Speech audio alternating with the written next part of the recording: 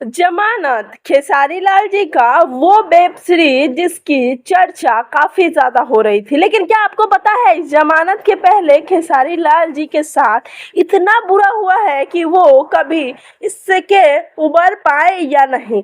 जी हाँ, कम से कम पूरे लाइफ में जितना नुकसान खेसारी लाल जी का हुआ है उतना किसी और का नहीं हो सकता। जी हाँ, एक ऐसे कॉन्ट्रैक्ट में फंस गए जिससे निकलना उनके लिए नामुमकिन सा था। फिर भी खेसारी लाल जी ने काम किया और आगे बढ़े, और समय ऐसा आ गया कि आज बॉलीवुड के साथ विक्रम भट्ट जी के साथ वो अपना वेब सीरीज लेकर आ रहे हैं जिसका नाम है जमानत, जिसकी फर्स्ट लुक को लेकर काफी ज्यादा चर्चा हो रही थी। वैसे पवन सिंह और खेसारी लाल जी ने एक चीज तो कह दिया कि सोशल मीडिया में अगर पावर है तो भोजपुरी को आगे बढ़ाता है, और आगे बढ़ाना स्टारडम क्या होता है ये कोई भोजपुरी सुपरस्टार से पूछे। पवन सिंह जी के बॉलीवुड गाने जहां इतने हाई पकड़ लेते हैं कि वैसे बॉलीवुड के सिंगरों को नहीं पकड़ते।